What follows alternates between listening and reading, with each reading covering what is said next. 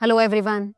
Running shoes can be divided into multiple categories. Daily trainers, super trainers, recovery or max cushion, super shoes. The list goes on. But the two most prevalent being everyday trainers and carbon plated racers. The former is designed for your daily mileage, recovery, easy and long runs. Conversely, you would typically lace up super shoes for up-tempo workouts, threshold intervals, and actual race days.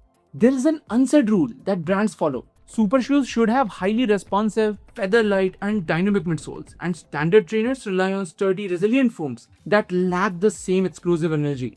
Adidas completely flipped this script with the introduction of EVO SL. It incorporates the exact same Light Strike Pro compound found in their flagship Adios Pro 3 Racer without any plate. EVO SL became an instant hit, providing something runners never experienced before, a high-performance trainer that can be used every day. Since then, competitors have tried replicating the formula. Saucony introduced the Azura, aiming at that exact demographic. And the shoe we are breaking down today is Puma's challenger to the EVO SL, the Deviate Pure Nitro.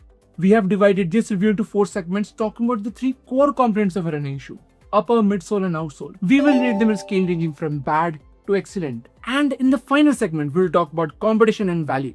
Let's start with the stats. Myself Siddharth. I am Anu and you are watching Jogger Journal.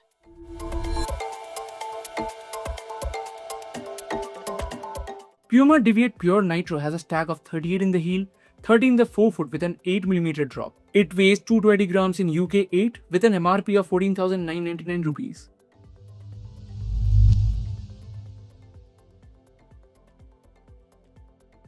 The upper of Deviate Pure is made of engineered mesh. Fit and lockdown are commendable to say the least. While the EVO SL featured a voluminous upper, Deviate Pure is notably streamlined. It leans toward a race day snug fit, meaning it isn't exceptionally roomy, but rather anchors the foot securely. This is an area where Puma frequently struggles. Following the Mag Max 2, this stands as only the second shoe in the Nitro lineup to deliver a truly impeccable fit, be it the length, the width, or the toe box volume. There are generous perforations in the midfoot to forefoot area, guaranteeing ample airflow and breathability. Constructed from a resilient single-layer engineered mesh, the minimal padding is strictly confined to the heel collar.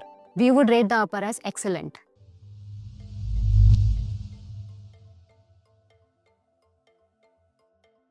The midsole of Deviate Pure utilizes a full slab of nitro foam.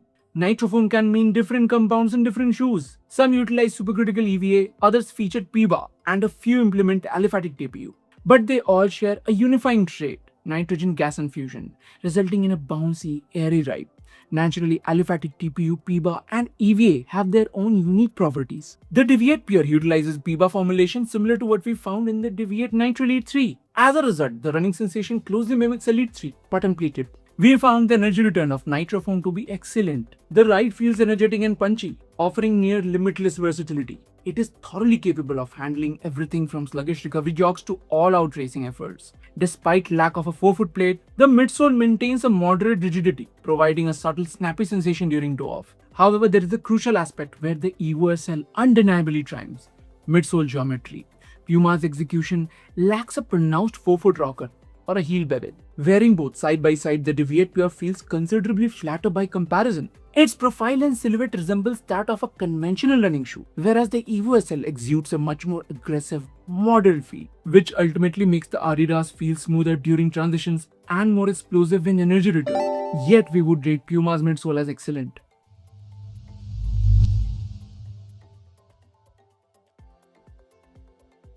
Looking at the tread, Puma grip coverage is concentrated primarily across the forefoot, complemented by two smaller strips at the rear. Puma grip historically has shown fantastic resistance to abrasion. To shave off a few grams, minimizing outsole rubber is a standard industry tactic. While the EVO SL relies on a rather thin layer of continental rubber, the Deviate Pure makes no compromise here. We took this pair onto rugged trail-like terrains and it felt planted. There is exposed foam through the midfoot, but it won't deteriorate easily. We have already verified the durability on the Elite 3. Traction is simply best in class. The outsole is also excellent. An important attribute that highlights the versatility of a daily trainer is its weight. In our UK 9, the Deviate Pure weighs 227 grams, 6 grams lighter than EVO SL. The gap is not monumental, considering you get additional 1mm of foam in the heel and 3mm in the forefoot of the Adidas. All in all, Deviate Pure feels very light on foot. Puma clearly bided their time while developing their version of an EVO SL killer. Hence, the finished product appears practically flawless. We have seen in the past that Puma foams don't tend to bottom out or have flattening issues, so long-term durability should not be a concern. You must be wondering, should you buy the EVO SL or the Deviate Pure? In terms of pure midsole dynamics and geometry, the EVO SL holds a slight edge. Adidas delivers superior cushioning due to its taller stack height. Conversely, Deviate Pure offers a better upper and outsole experience. Puma Grip promises greater longevity, while the engineered mesh excels in providing a secure fit. Another distinct advantage for Puma is affordability. Since its debut, the EVO SL hasn't seen frequent price drops, whereas Puma from time to time offers substantial discounts. Ultimately, if you are chasing sheer enjoyment and fun during your miles, grab the EVO SL. Deviate Pure, on the other hand, is the ideal selection for runners seeking a practical, traditionally styled alternative. Let's do a quick comparison with Puma's two other major offerings in this space, the Velocity 4 and Magnify 3. Pure's underfoot feel is notably firmer, yet simultaneously more resilient and bouncy. While you'll find a Puma blend in the Magnify 3 and a nitrogen-infused aliphatic TPU in the Velocity, Deviate Pure's Nitro foam tuning sits a tier above both in sheer performance. Pure's biggest strength is its faultless upper. We encountered significant upper-related concerns on both Velocity and Magnify, issues that are entirely absent in the Pure. See you in the next one. Thank you and goodbye.